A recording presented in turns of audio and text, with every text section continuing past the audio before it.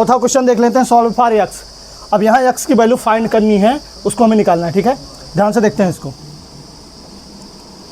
ये देखो दोनों का बेस सेम है, पावर्स अलग अलग है। रूल क्या होता है मल्टीप्लाई का, कौन बताएगा इसको? सीधा इसमें होता है यम प्लस यन। क्या होता है? ए अपॉन बी की पावर यम प्लस, केवल डायरेक्ट अगर फार्मूला पूछा जाए तो ये बताओ कि सर इसका होता है ए अपॉन बी की पावर यम प्लस यन, यानी दोनों को ऐड कर लिया, दोनों के घातांक को क्या कर लिया जाता है? ऐड कर लिया जाता है। अगर इसका बेस सेम है तो दोनों की पावर्स यानी इसके घातांक को ऐड कर लिया जाता है, सिंपल सा, ठीक है। उसमें बहुत ज़्यादा सोचने की जरूरत नहीं है। तो ये हो गया 3/5, ठीक है, बेस सेम है, तो हो जाएगा 2x प्लस 8, ठीक है। मान लो यहाँ माइनस लगा होता तो यहाँ माइनस प्लस माइनस करके तब माइनस राइट करते, यहाँ ध्यान रखो। फिर इक्वल में क्या है यहाँ पे 2 3 जा क्या हो जाएगा 6, 3/5 की पावर क्या आ गया बेटा, यहाँ से 6 आ गया। कोई प्रॉब्लम किसी को यहाँ तक? 2 3 जा क्या हुआ यहाँ पे 6, 2x प्लस 8, क्यों? क्योंकि दोनों की बेस क्या है? सेम है। दोनों का बेस क्या है? सेम है। क्या खोदाबिंची हो रही है जी? हाँ, तो यहाँ से क्या हो जाएगा, मैंने कहा दोनों के बेस सेम है, 2x प्लस 8 कर लेंगे, इसको 2 3 जा 6, इसका भी हो गया।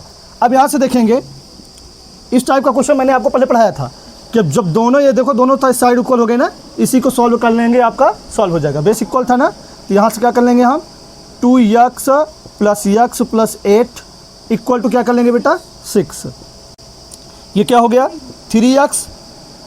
अब ये देखो यहाँ से कुछ नहीं करते हैं, इस 8 को उधर लेके जाते हैं, ठीक है। 8 को उधर लेके जाएंगे तो क्या हो जाएगा 6 माइनस 8 हो जाएगा।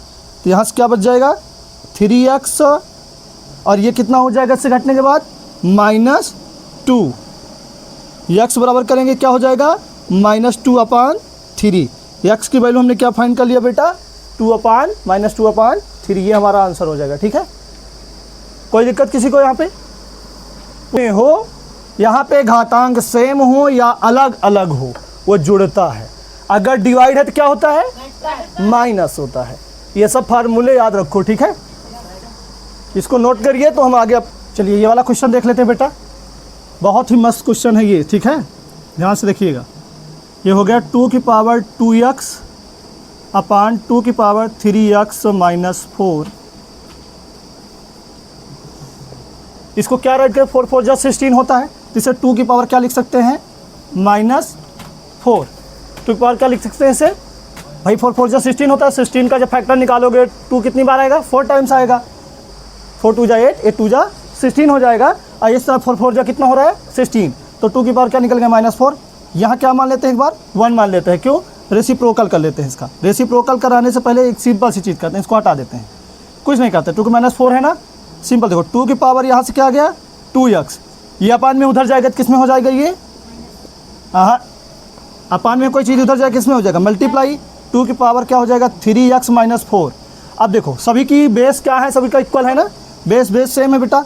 तो यहाँ से क्या करेंगे 2 की पावर 2x, ये दोनों को ऐसे ऐड करेंगे। देखो ये 2 की पावर क्या हो जाएगा -4 प्लस 3x माइनस 4। इतना समझ में आया?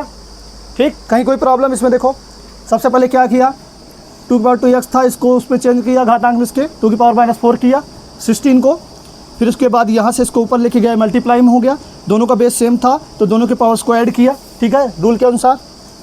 अब यहाँ से देखेंगे बेटा 2 की पावर 2x, ये कितना हो जाएगा 4 4 कितना हो जाएगा 8। तो यहाँ क्या राइट कर सकते हैं 2 की पावर 3x माइनस 8, ठीक है। अब यहाँ से बेस सेम है ना, तो यहाँ लिखेंगे 2x इक्वल टू क्या लिखेंगे बेटा 3x माइनस 8। ठीक, इतना समझ में आया? अब देखो उसको इधर लेके आएंगे, ठीक है, 3x को इधर लेके आएंगे, इधर लेके आएंगे, या ऐसा सीधा समझ लो 2x को इधर लेके आएंगे तो ये हो जाएगा -3x और ये हो जाएगा -8। घटा देंगे तो क्या आ जाएगा बेटा -x बराबर -8, ठीक है। दोनों पक्षों में माइनस से गुणा करा दोगे तो वो प्लस हो जाएगा ना दोनों साइड को, ठीक है। तो यहाँ इसको क्या राइट कर सकते हैं x बराबर 8 और ये हो जाएगा हमारा आंसर, ठीक है।